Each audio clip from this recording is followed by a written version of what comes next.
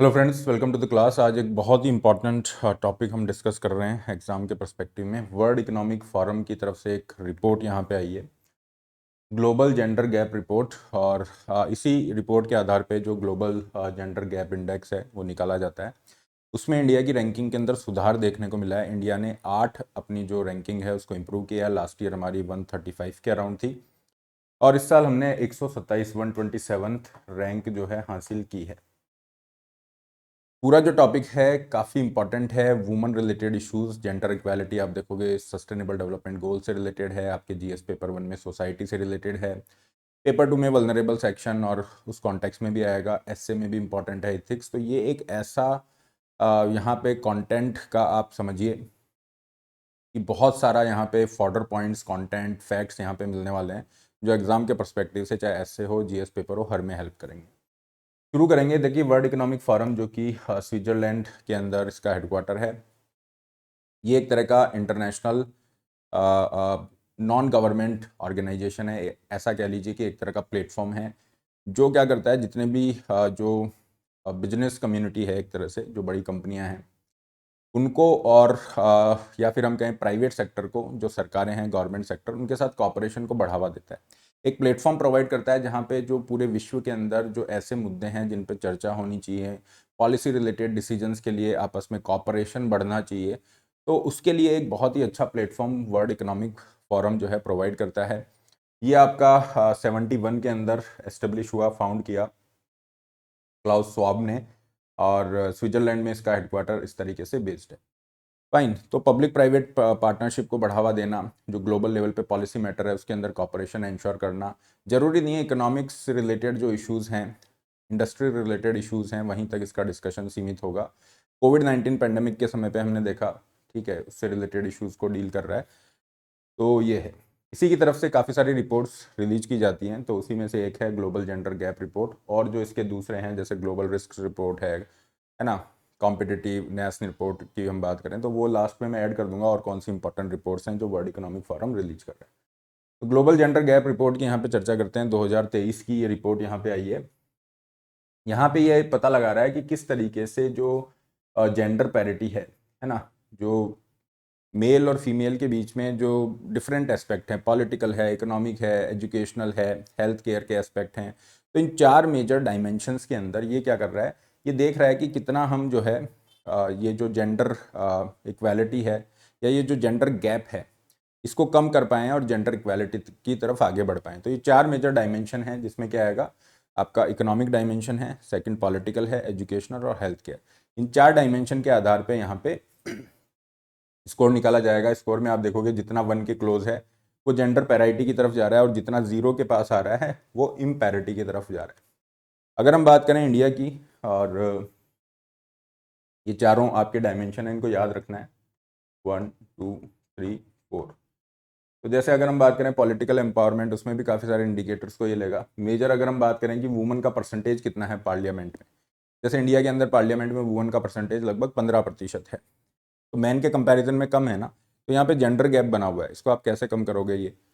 तो ये हो गया। और है कि वुमेन जो मिनिस्टर्स हैं, position, percentage of women in ministerial position, ministerial जो पोजीशन है उसमें वुमेन का कितना जो है परसेंटेज में स्थान है। इन जो क्राइटेरिया है इसके आधार पे पॉलिटिकल एम्पावरमेंट को देखेगा। इकोनॉमिक पार्टिसिपेशन में देखेगा कि वुमेन जो है या फीमेल हैं उनका लेबर फोर्स में पार्टिसिपेशन क्या है, वेज इक्वालिटी सिमिलर वर्क के लिए, इनकम जो अर्न कर रहे हैं उसके अंदर क्या है।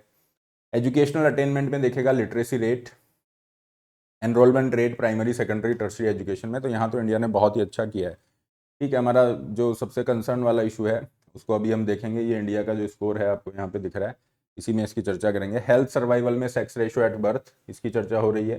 हेल्दी लाइफ एक्सपेक्टेंसी इन ईयर्स, फाइन, इन 2 क्राइटेरिया के आधार पे हेल्थ सर्वाइव। तो इन्होंने क्या किया, पूरा जो इंडेक्स है उसको 4 डायमेंशन के आधार पे किया।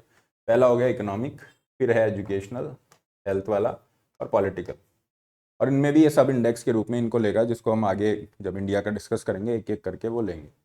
तो ओवरऑल आप देखोगे लास्ट ईयर इंडिया की रैंक 135 थी, इस बार हमारी रैंक में इंप्रूवमेंट हुआ है, 127th रैंक मिली है, जो अच्छी बात है। अच्छी बात तो है, लेकिन अभी भी बहुत ज़्यादा कंसर्न वाले इशू हैं, क्योंकि आप देखोगे इंडिया, बांग्लादेश है, नेपाल है, ठीक है, चीन है, भूटान है, ये जो हमारे पड़ोसी देश हैं, श्रीलंका है, उन सबसे पीछे है।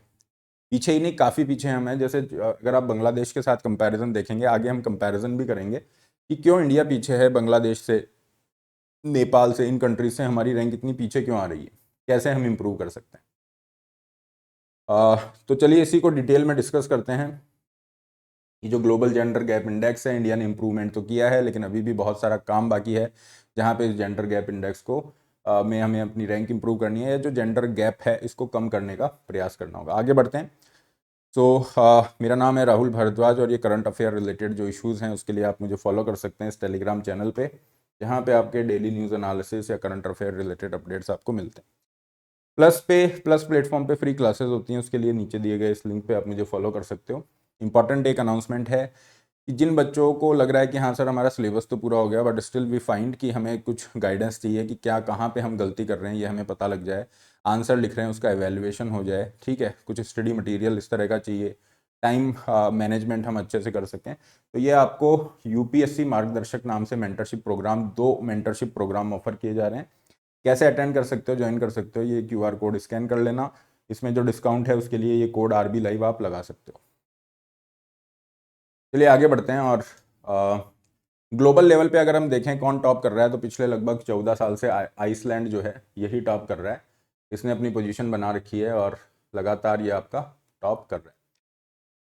और रट्टा नहीं मारना है इसको, ठीक है, but still you should be aware कि हाँ ये जो 4-5 टॉप कंट्रीज है, देखो न्यूजीलैंड भी काफ़ी अच्छा कर रहा है, स्वीडन है, जर्मनी का रैंकिंग काफ़ी इंप्रूव हुआ है, ठीक है, जर्मनी इज़ ऑल्सो देयर।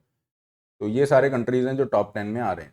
हम इंडिया की बात करेंगे, इंडिया स्पेसिफिक चीज़ों को थोड़ा सा डिटेल में देखते हैं। इंडिया का जो ओवरऑल परफॉर्मेंस है, ये तो हमने देख लिया कि हाँ 127th रैंक है, इसमें हमारा परसेंटेज पॉइंट से भी इंप्रूवमेंट है, 1.4 परसेंटेज पॉइंट।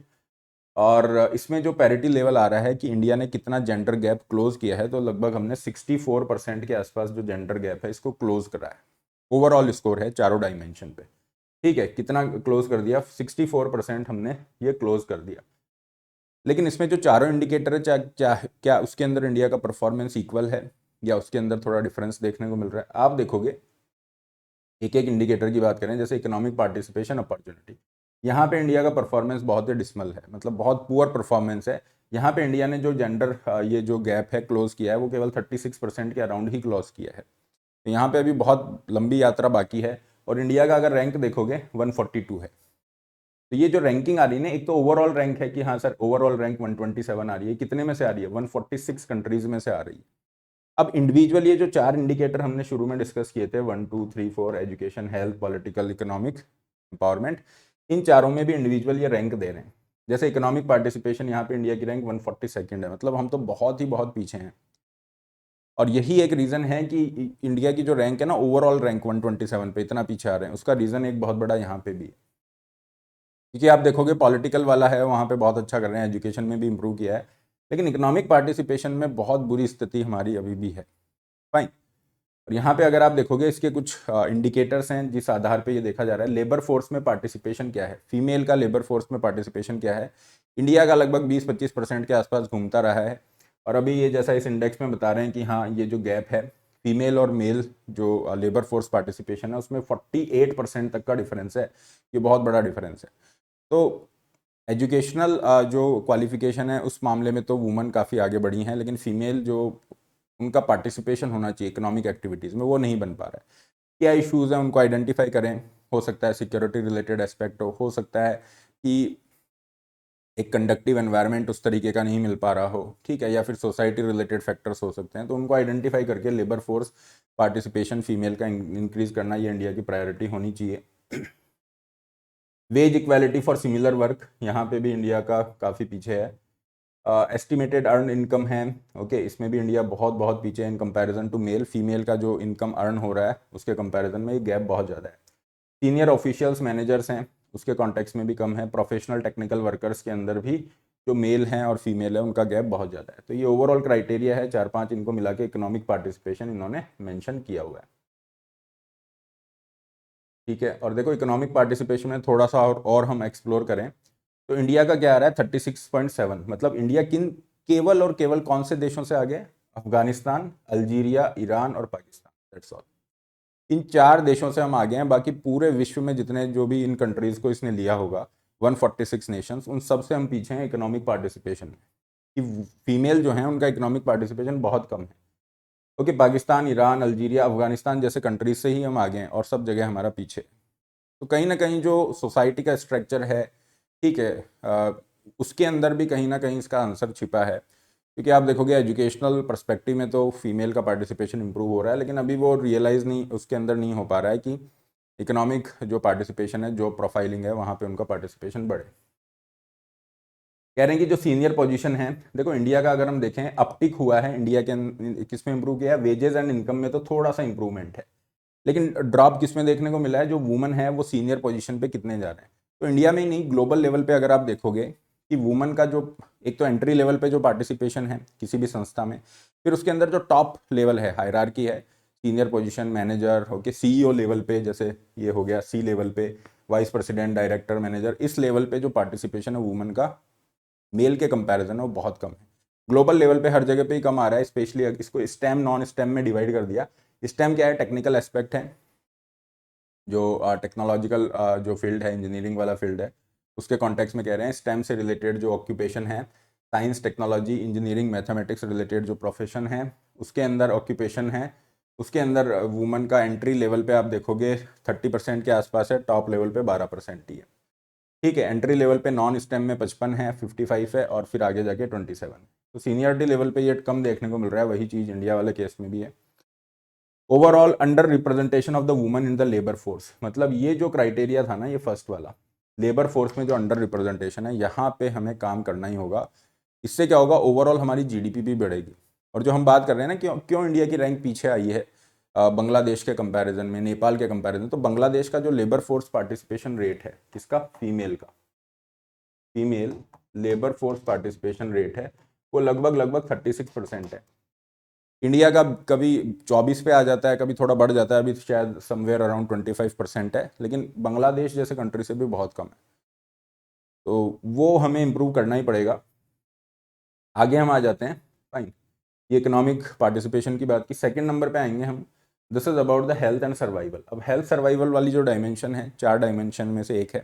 हेल्थ सर्वाइवल वाली डायमेंशन में 2 मेजर इश्यूज हैं जिनको ये कर रहा है, sex ratio at birth, okay, और हेल्दी लाइफ एक्सपेक्टेंसी। ठीक है, जीवन प्रत्याशा, जो हेल्दी ईयर्स हैं आपके लाइफ के, उसकी बात हो रहा है। तो दोनों में ही देखो इंडिया का परफॉर्मेंस बहुत ही बुरा। सेक्स रेशो एट बर्थ देखोगे तो इंडिया के जो स्थिति है बहुत गंभीर रही। अगर आप बात करेंगे 2015-16 के अंदर जो इंडिया का सेक्स रेशो आ रहा था, दैट वाज समवेयर अराउंड 919 के अराउंड कुछ था। ठीक है, जो बहुत बहुत कम है, कंपैरेटिवली वेरी लो है। और सेक्स रेशो एट बर्थ में भी इंडिया में रीजनल काफ़ी डिफरेंसेस देखने को मिलेंगे। हरियाणा, पंजाब, इस तरह यहाँ पे खैर अभी तो थोड़ी इंप्रूव हुई है सिचुएशन, बट ओवरऑल कंपैरिजन करोगे जो सदर्न स्टेट्स हैं वहाँ पे बेहतर है। ओवरऑल इंडिया का 919 पे आ गया था सेक्स रेशियो एट बर्थ, और अभी देखें जो लेटेस्ट 2019-20 की बात करें तो ये थोड़ा इंप्रूव हुआ है, 929 पे चल रहा है। ठीक है, बट स्टिल ये एक मेजर इशू है जिसको डील करना होगा। इंडिया में बहुत सारे रीज़न हैं इसके। कम जो सेक्स रेशियो है उसमें फीमेल जो सन प्रेफरेंस है, कई बार हम देखते हैं कि हाँ, फीमेल जो फोर्टिसाइड है, इन्फेंटिसाइड है, उसकी प्रैक्टिसेस होती हैं। फीमेल जो गर्ल चाइल्ड है उसके अगेंस्ट में डिस्क्रिमिनेशन है, और बहुत सारा है। तो ये आपको करना है। हेल्दी लाइफ एक्सपेक्टेंसी, ये जो ईयर्स हैं इसमें भी इंप्रूवमेंट चाहिए। तो ओवरऑल यहाँ पे भी इंडिया की रैंक 142 है। ठीक है, तो अगर देखोगे ना, ये जो 4 डायमेंशन पे पूरा इंडेक्स आ रहा है 1 2 3 4, उसमें अगर आपने इकोनॉमिक वाले पे इंप्रूव कर लिया, हेल्थ पे इंप्रूव कर लिया, तो इंडिया यहाँ पे टॉप 50 में भी आ सकता है। क्योंकि बांग्लादेश की रैंक आप देखोगे इंडिया इंडिया के कंपैरिजन में बहुत है। बांग्लादेश आई थिंक 57th कुछ पोजीशन पे है। तो इंडिया के कंपैरिजन में तो बहुत अच्छा कर रहा है बांग्लादेश। हम भी अच्छा कर सकते हैं अगर हमने हेल्थ और इकोनॉमी पे कर लिया।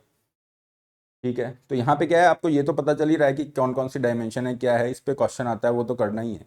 और जो हम यहाँ पे डिस्कशन कर रहे हैं वो आपको हेल्प करेगा, चाहे ऐसे लिखना हो, चाहे वुमेन एम्पावरमेंट पे क्वेश्चन हो, वुमेन रिलेटेड इश्यूज़ पे क्वेश्चन हो, वहाँ से यहाँ ये फैक्ट आप कॉट कर सकते हो, मेंशन कर सकते हो। तो काफ़ी अच्छा डेटा यहाँ पे मिल रहा है मेंस के फॉर्डर पॉइंट्स के रूप में।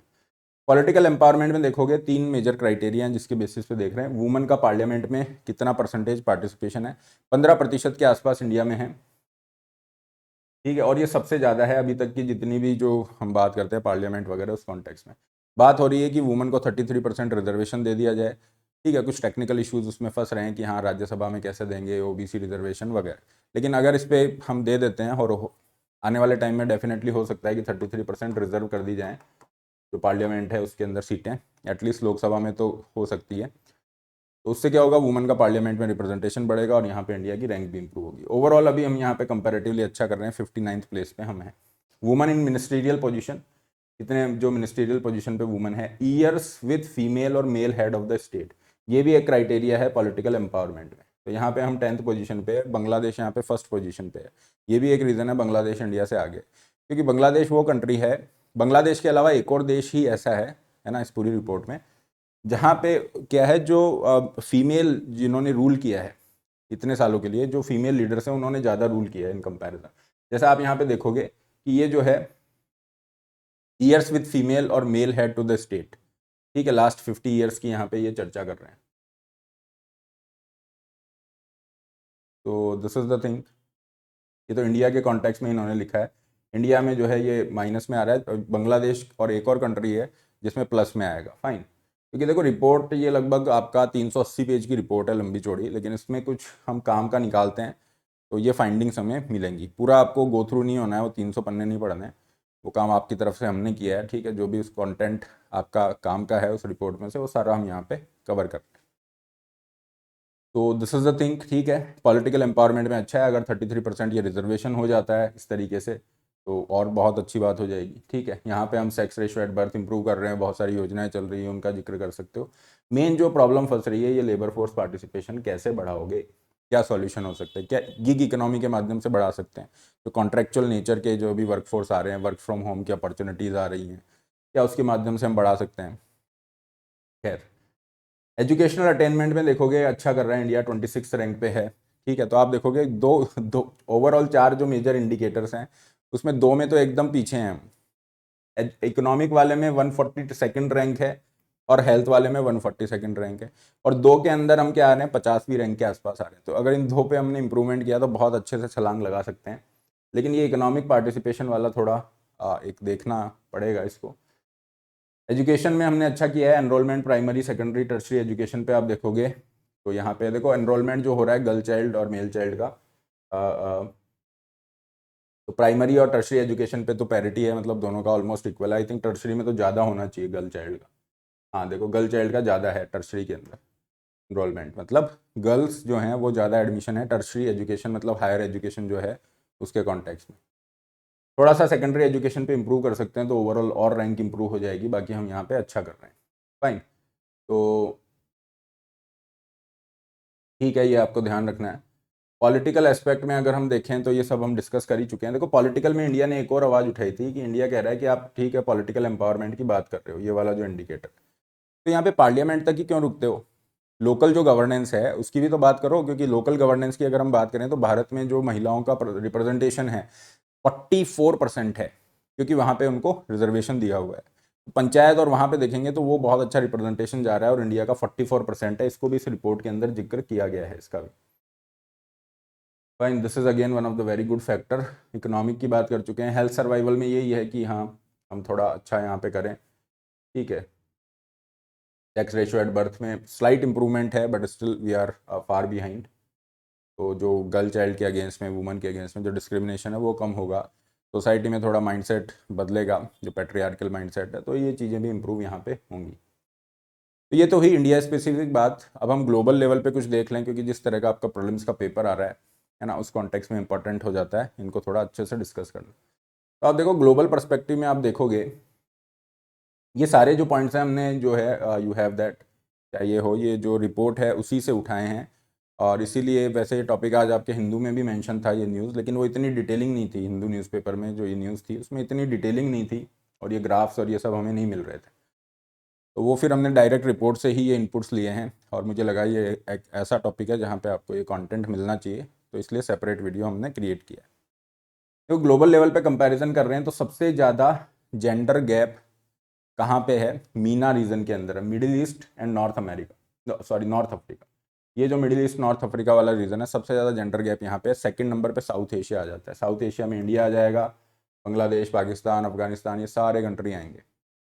सेकंड नंबर पे, मतलब हम रीजन वाइज देखें ग्लोब पे तो हमारा जो है सबसे सेकंड नंबर पे हम हैं। फाइन, नीचे से दूसरे नंबर पे हैं। ऊपर से दूसरा नंबर आने में टाइम लगेगा, लेकिन अभी नीचे से दूसरे नंबर पे हम हैं। कितना टाइम लगेगा ऊपर आने में? तो ये जो रिपोर्ट है ये कहती है कि हमें लगभग 150 साल लग जाएंगे एशिया को साउथ एशिया को जेंडर गैप को क्लोज करने में, बिल्कुल मेल और फीमेल दोनों को, मैन वुमन दोनों को बराबर लाने में लगभग 150 साल यहाँ पे लगेंगे। ठीक है, पूरे विश्व की बात करें वहाँ पे जेंडर पैरिटी या जेंडर पैरिटी लाने में या जेंडर गैप को क्लोज करने में लगभग 130 साल 131 ईयर्स लगेंगे। खैर, सबसे ज़्यादा जेंडर पैरिटी कहाँ है? यूरोप में है। ये फैक्ट इंपॉर्टेंट है, इसीलिए हमने इसको लिया है फर्स्ट नंबर पे। क्यों है यूरोप में? क्योंकि अभी इसने नॉर्थ अमेरिका को ऊपर वो कर लिया, ओवरटेक कर लिया है। पहले नॉर्थ अमेरिका का कॉन्टेक्स्ट में था, अभी नॉर्थ अमेरिका से ऊपर आ गया है। सेकंड पे नॉर्थ अमेरिका है, यूएसए, कनाडा वगैरह। थर्ड पे लैटिन अमेरिका है, ब्राज़ील। ब्राज़ील का भी बहुत अच्छा जंप है इस साल, और हेल्थ पर्सपेक्टिव में तो ब्राज़ील का बिल्कुल best of the best rank है। कैरिबियन रीजन्स हैं, okay. Then we have Eurasia, central Asia, east Asia, Pacific, फिर सब सहारन अफ्रीका है, ओके। और फिर साउथ एशिया आपका है। साउथ एशिया में अगर हम देखें इंडिया का कंपैरिजन पड़ोसी देशों से, ये इसका मीनिंग भी बनता है। तो हम क्या है, हम पाकिस्तान, ईरान, अफगानिस्तान, इन देशों से आगे हैं, बाकी सबसे पीछे। बांग्लादेश, भूटान, श्रीलंका, नेपाल, मालदीव, इन सबसे पीछे हमारे रीजनल बेसिस पे। ठीक है, और देखो बांग्लादेश का रैंक 59 था, 57 नहीं था, ये 59 है। इसको करेक्ट करना, वैसे तो रैंकिंग नहीं पूछता, लेकिन 59 रैंक है, और इंडिया का उसका डबल से भी पीछे जा रहा है। ठीक है, तो this is the cause of concern. और यहाँ पे अगर आप देखोगे तो बांग्लादेश, भूटान, श्रीलंका ये बेस्ट परफॉर्म कर रहे हैं। पाकिस्तान, ईरान, अफगानिस्तान ये बॉटम पे हैं। India is somewhere in the middle. ठीक है, मिडिल के अंदर इंडिया है। और बांग्लादेश क्यों अच्छा कर रहा है, इसका रीज़न आपको यहाँ देखने को मिलेगा। एक तो जो पॉलिटिकल एम्पावरमेंट है, 4 डायमेंशन है ना इस इंडेक्स की, ग्लोबल जेंडर गैप इंडेक्स की। तो ये जो पॉलिटिकल एम्पावरमेंट है, इसकी बांग्लादेश की रैंक है 7th। ठीक है, 7th रैंक पे यहाँ पे आ रहा है। और हेल्थ वाले में देखेंगे तो भी पीछे है। इकोनॉमिक पार्टिसिपेशन में भी इंडिया से तो आगे ही है, फाइन, बट स्टिल इतना भी अच्छा नहीं कर रहा। एजुकेशन अटेनमेंट बाकी तो ये है। तो मेजर यही है कि फीमेल पार्टिसिपेशन जो रेट है लेबर फोर्स में वो ज़्यादा है। पॉलिटिकल एम्पावरमेंट में इसको अच्छी रैंकिंग मिल रही है। नेपाल से आप कंपैरिजन कर लो तो नेपाल अच्छा कर रहा है, हेल्थ वाले सेगमेंट में काफ़ी अच्छा इंडिया से कर रहा है, पॉलिटिकल वाले में भी इंडिया से अच्छा कर रहा है। ठीक है, एजुकेशनल में थोड़ा सा ठीक है, पीछे है। इकोनॉमिक एस्पेक्ट में भी इंडिया से अच्छा कर रहा है। तो ओवरऑल रैंकिंग इनकी इंडिया से आगे है। हमारे लिए अच्छी बात यह है कि हमने 8 जो प्लेसेस है उसका जंप लिया है, रैंक को इम्प्रूव किया है, पीछे नहीं हुए हैं। आप कहोगे इसमें क्या बात है? क्योंकि आप देखो यूएसए की बात करें, जापान की बात करें, जो डेवलप्ड नेशन है वहाँ पे रैंकिंग में गिरावट आई है। जैसे आप देखोगे यूएसए जो है, यूएस इज देयर, ठीक है, तो इसकी रैंकिंग के अंदर गिरावट है। जापान की रैंकिंग में गिरावट है, जबकि इंडिया ने यहाँ पे इंप्रूव किया है 8 प्लेसेस का। So in this particular context we need to appreciate India's effort, लेकिन थोड़ा सा स्लो है, स्पीड हम बढ़ाएं तो इन चीज़ों को अच्छे से कर सकते हैं। वर्ल्ड इकोनॉमिक फोरम की तरफ से और कौन सी रिपोर्ट रिलीज की जाती है? इसमें ग्लोबल कॉम्पिटिटिवनेस रिपोर्ट भी है, सोशल मोबिलिटी इंडेक्स भी है, रिस्क रिपोर्ट भी है, और ट्रेवल टूरिज्म कॉम्पिटिटिवनेस रिपोर्ट भी है। एक आई थिंक आईटी के रिगार्डिंग भी ये करता है। तो ये कुछ इसके मेजर पब्लिकेशन रिपोर्ट्स हैं, इनको भी याद रखिए। इस तरीके के फैक्चुअल क्वेश्चन प्रॉब्लम्स में पूछे जाते हैं। That's all for today. इसी सेशन का पीडीएफ आपको इस टेलीग्राम चैनल पे मिलेगा। ये टेलीग्राम चैनल नाम डाल के सर्च कर लीजिए, इसको ज्वाइन करिए। इसके अलावा अनअकैडमी से आप जुड़ सकते हो। जो बच्चे यूपीएससी की तैयारी कर रहे हैं, आईएएस की तैयारी आप करना चाह रहे हो, और आपके पास कंपल्शन है कि हम बड़ी सिटी में शिफ्ट नहीं हो सकते, दिल्ली नहीं जा सकते, लाखों रुपए हम खर्चा नहीं कर सकते, तो भी आप घर बैठे बहुत ही अच्छे से कंप्लीट रिसोर्सेज को एक्सेस कर सकते हैं, पूरी तैयारी कर सकते हैं अनअकैडमी के प्लस प्लेटफॉर्म के साथ। इसमें यह है कि आपको एक ही बार फीस देनी है। उसी फीस में आप अनअकैडमी पे जितने भी एजुकेटर हैं किसी से भी पढ़ सकते हो। उसी फीस में आपकी प्रीलिम्स की टेस्ट सीरीज, मेंस की टेस्ट सीरीज, आंसर राइटिंग, उसका evaluation, complete study material, doubt solving, वो सब आपका इंक्लूड हो जाता है। ठीक है, you can be the part of Unacademy success story, जहाँ पे 2022 में काफ़ी अच्छा रिजल्ट रहा है। ऑलमोस्ट 1/3 जो सिलेक्शन हैं अनअकैडमी की तरफ से जा रहे हैं। और अभी आपका ये एक आपका ऑफर चल रहा है 1.5x का। मतलब जैसे आपने 1 साल का सब्सक्रिप्शन लिया, फीस 1 ही साल की देनी है, आपको 1.5 साल का एक्सेस मिलेगा। ठीक है, 2 साल का सब्सक्रिप्शन ले रहे हो तो आपको 3 साल तक का उसका एक्सेस मिलेगा, जो कॉलेज वाले बच्चे। तो इस तरह से 1 साल, 1.5 साल, 2 साल तक के ये सब्सक्रिप्शन ऑफर्स होते हैं। सब्सक्रिप्शन का लिंक आपका डिस्क्रिप्शन बॉक्स में भी है, ओके। और कमेंट बॉक्स में भी हम पिन कर देंगे। टेलीग्राम चैनल पे भी आपका मिलता है, जब आप उस पर क्लिक करोगे सब्सक्रिप्शन लिंक पे, आपको अपना प्लान चूज़ करना है 1 ईयर 2 ईयर, तो उसमें फ़ीस आएगी। फ़ीस जब आएगी वहाँ पे एक ऑप्शन मिलेगा कोड का, ठीक है। ये आप कोड जब RBLIVE ये कोड पुट कर रहे हैं, जो भी मैक्सिमम अवेलेबल डिस्काउंट है वो आपका होगा and you are ready to go, ठीक है। ऑनलाइन पेमेंट के थ्रू जा सकते हैं। Make sure you are using this code RBLIVE to get maximum available discount and personal guidance. जो बच्चे 2024 में प्रीलिम्स क्लियर करते हैं उनको क्वालिटी एनरिचमेंट प्रोग्राम है ना, मेंस तक की प्रिपरेशन अनअकैडमी की तरफ से कराई जा रही है। इंटरव्यू तक पहुंचते हो तो फीस आपकी रिफंड हो जाती है। मेंस क्वालिटी एनरिचमेंट प्रोग्राम 2023 वाले बच्चों के लिए, जिसमें 1-on-1 mentorship, answer writing, evaluation, study material दिया जा रहा है। नया बैच आज ही से आपके शुरू हुए हैं, इसमें एनरोल करके सिलेबस पूरा कर सकते हैं। हिंदी मीडियम के बैचेस भी आज से शुरू हो रहे हैं। ऑप्शनल काफ़ी सारे पॉपुलर जो ऑप्शनल है सब आपको यहाँ मिल रहे हैं, जैसा यहाँ पे नाम आप देख सकते हो ऑप्शनल्स के। फाइन, ऑप्शनल का अलग भी ले सकते हो, GS से कंबाइन करके भी ले सकते हो, आपको 0% EMI ऑप्शंस भी मिलते हैं। So this is all for today, have a great day guys and take care.